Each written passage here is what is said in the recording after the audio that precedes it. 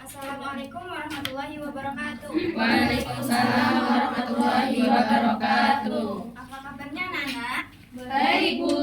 Masuk semua? Alhamdulillah. Nah, sekarang kita memasuki mata pelajaran Al-Quran Hadis. Di sini tujuan pembelajaran kita, Ibu ingin kalian dapat menjelaskan isi kandungan dari surat An-Nisa ayat 59 dan surat An-Nahl ayat 64. Dan yang kedua, Ibu ingin kalian dapat menjelaskan kedudukan hadis terhadap Al-Quran. Dan yang ketiga, kalian dapat mengamalkan perilaku semangat dalam mendalami Al-Quran surat An-Nisa ayat 59 dan An-Nahl ayat 64. Yang selanjutnya, apa yang kalian tangkap dari gambar berikut itu? Pusing. Ya, terus? Berlaki. Banyak mikir. Ya, oke, betul sama. Nah, jadi dari gambar ini itu sedang terjadi perselisihan atau perdebatan, terus kebingungan dalam mengambil sebuah keputusan. Apa yang terjadi jika kita mengalami perbedaan pendapat? Ayo anak-anak. Bentrok. Terus apa lagi? Memecahkan masalah. Oke, betul semua ya. Nah, jadi jika kita terjadi perbedaan pendapat, hal yang harus kita lakukan pertama yaitu kita harus mendengarkan pendapatnya terlebih dahulu. Dan yang kedua, kita harus memahami sudut pandang dari kedua perbedaan tersebut. Dan yang ketiga, harus mencari solusi atau titik temu dari perbedaan pendapat itu tadi. Nah, bagaimana Islam mengajarkan kita dalam menyelesaikan perbedaan? Yaitu di dalam surat An-Nisa ayat 59 ini sudah dijelaskan. Ada yang mau membacakan surat An-Nisa ini? Kasih hadiah apa enggak? Tunjuk, Bu. Ayo, aja Bapak Dayat. A'udzubillahi minasyaitonir rajim. Bismillahirrahmanirrahim. Ya ayyuhan nas.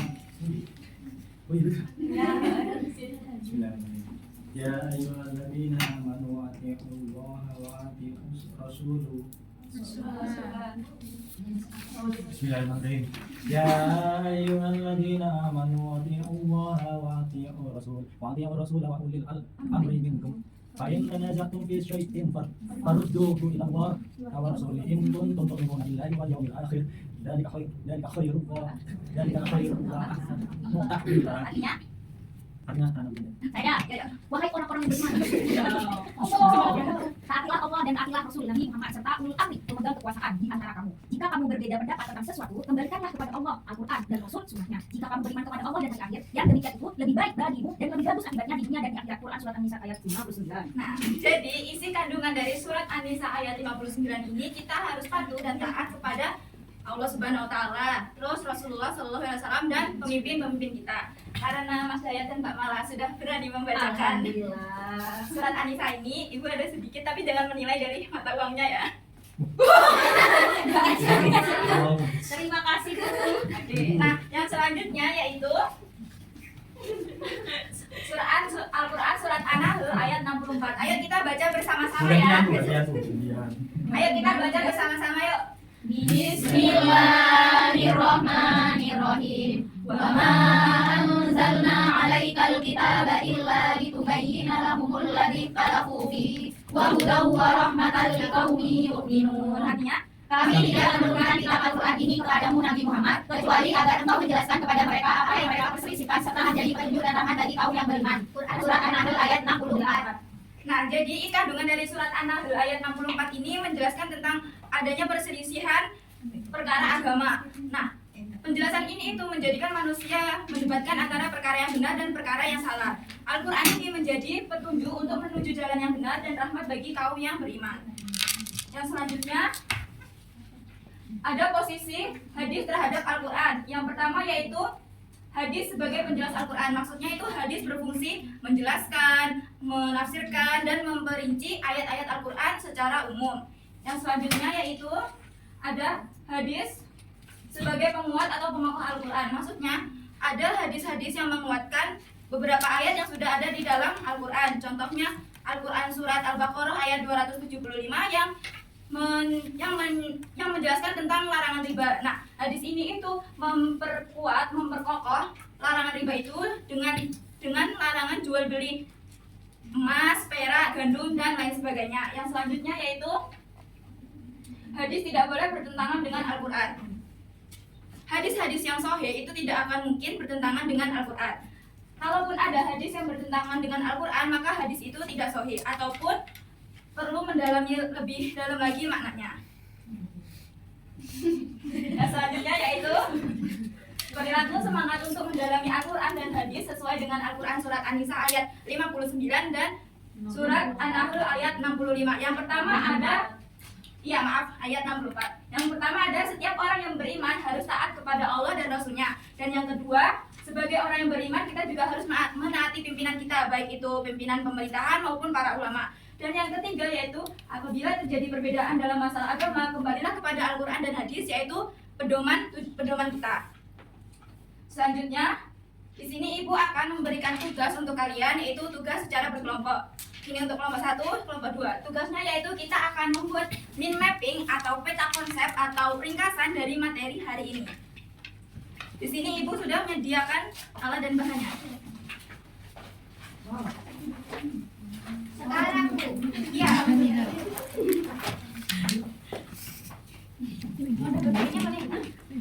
Double tap.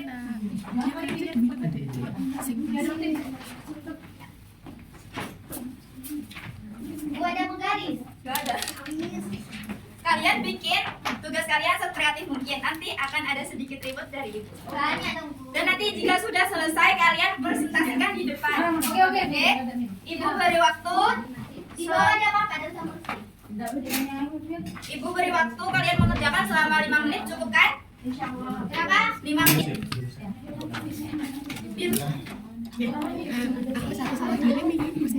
Bu nggak pakai kursi nggak apa-apa. Mau dibawa? Enggak kotor. Enggak apa-apa ya, ini seadanya. Apanya? Ini kalau mau pada penting.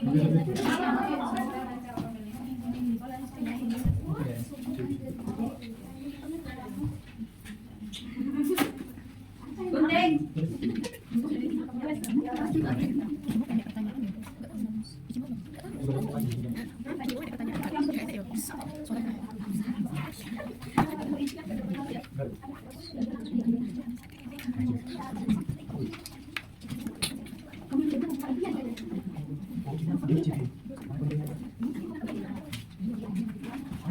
Kita akan membutuhkan spidol, ibu punya spidol.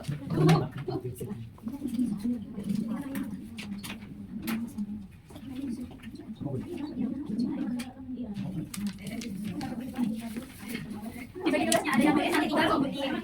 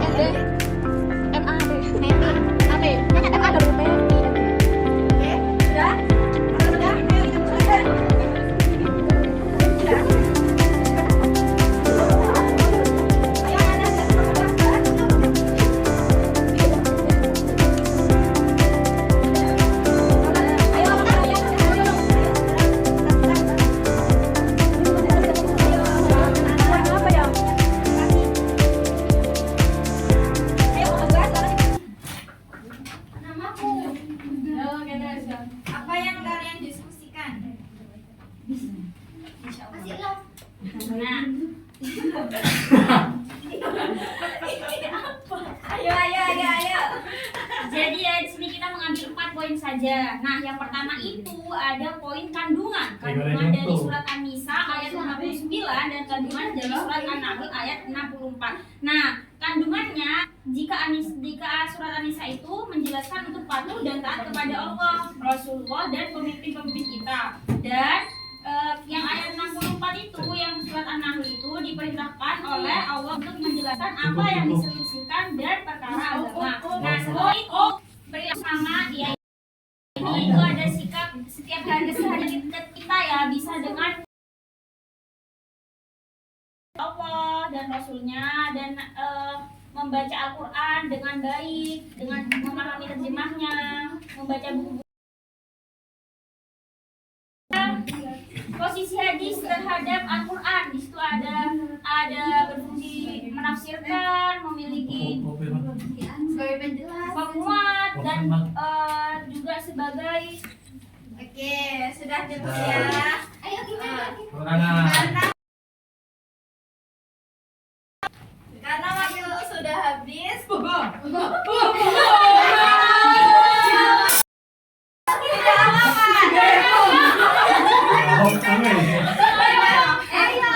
Kita presentasikan singkatnya saja. Di sini ya dari kelompok 1 membuat peta konsep. Cukup.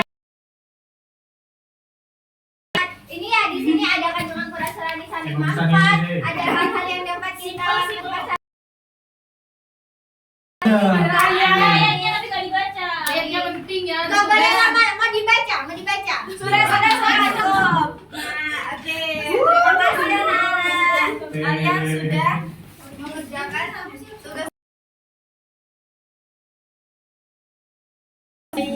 Oke, karena waktu kita sudah habis, selanjutnya yaitu hafalan.